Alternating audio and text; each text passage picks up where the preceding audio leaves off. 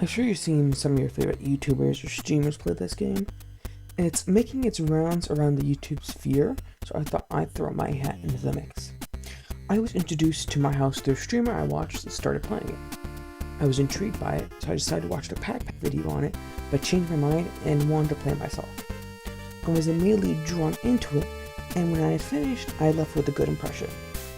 But looking back on it, my feelings towards my house are mixed.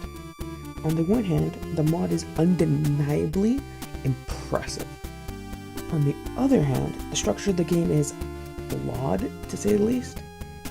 Let's get into it. My house was first uploaded to the Doom World forums using the GZ Doom's port of Doom 2. The first big video on my house, to my knowledge, was none other than Mr. Vinny Vine Sauce.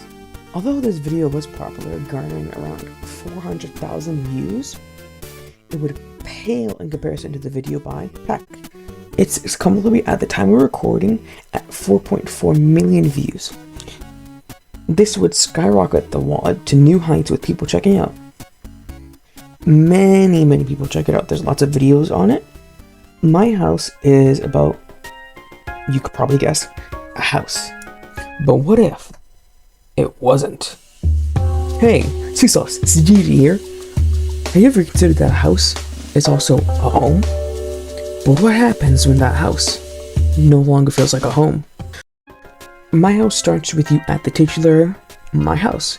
You need to make your way through My House, killing demons, exploring. You need to find a yellow key card to open a door to get to the red key card to open the blue gate to beat the level. Whilst you're doing this, you'll explore the house. You'll also find your way to the basement, which, if you don't know how Doom works, is insane. How Doom works basically is it takes a flat map data and converts it into the geometry of the map. But because of how the Doom engine works, you can't have upper and lower levels, only stairs leading to upper levels and stairs leading to lower levels. Once you're down there, you may notice a soul sphere outside on a pedestal. Let's say for the sake of pacing, you ignore that. You grab the blue key card, you leave the level beating it. You're then taken to Underhalls.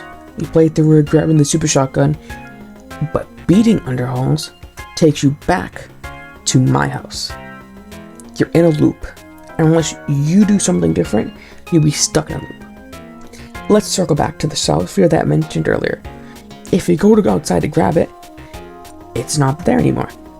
But doing so respawns every enemy back into the house. If you do go back into my house, you're locked into the new house, or My House 2, Electric Boogaloo. The game from now on involves you going through each and every nook and cranny, trying to find a way to leave, stumbling across set piece after set piece. Eventually, you'll notice a board in the living room portraying items that you collected. But therein lies the issue with my house. The game is designed to have you dive headfirst into everything to figure out what to do. There is a journal attached to the game, giving you hints on what to do, but most people won't even read that. I didn't even know it existed until I watched the PowerPaks video. My house is very cryptic and confusing. Certain things need to be done in a certain way for other things to be done. So what does the game devolve into? Save scumming after everything you do. So there's a liminal space type area that you reach very early on through the route. And if you accidentally fall off into the void, or let's say you're curious, you jump off, you're locked into the bad ending. That's it, you're done. So what do? You really auto-save. Often you find yourself doing this, and when you go back to your previous save, all of the tension and fear that you had in that specific area is gone, because you already know what's going to happen. What was once a psychological liminal horror map becomes a checklist. That's enough negativity. Let's talk about what works with my house. If you do end up figuring out what to do without save scumming, use the journals to figure everything out, game's good. It just fills you with dread. There are no rules for my house, except that there are no rules. The game will constantly switch things up just to mess with you. If you enter into the house after grabbing the blue key card, you will be trapped. The game requires you to grab the blue skull, right? But once you get the blue skull, the front door is gone. So is every other exit. The door switched from the regular Doom swishing one to a more realistic opening. Originally, what was a cover where you grab the blue key card now leads to an angle, which once again, within the Doom engine is not possible. Once you're in the second house, the music changes. I don't want to spoil all of what happens in my house, but here are just some of my favorite things it does.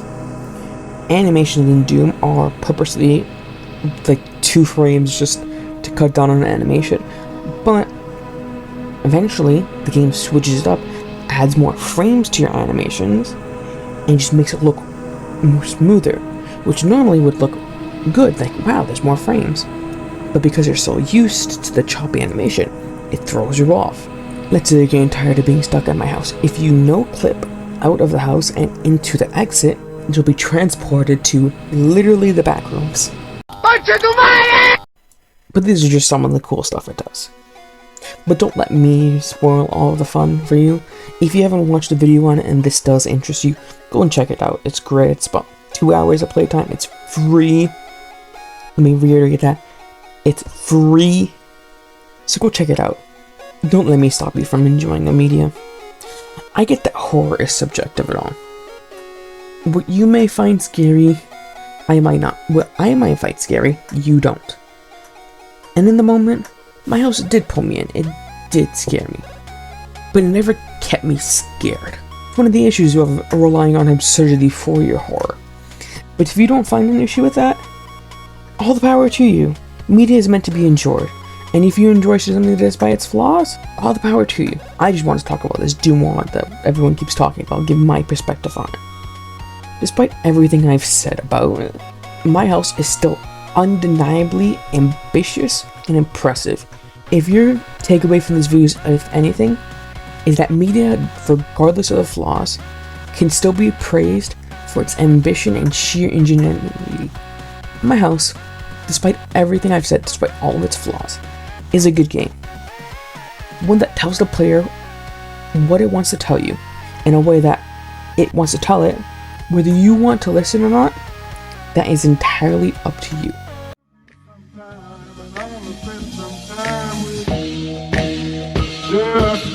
So you wanna be hardcore with your high as a motherfucking helicopter. That's high as a motherfucking helicopter. That's what we're big and heavy. I get up in that ass like the wedgie. Says who? Says me, the lyrical. Niggas saying Biggie off the street, it's a miracle. Left the drugs alone, took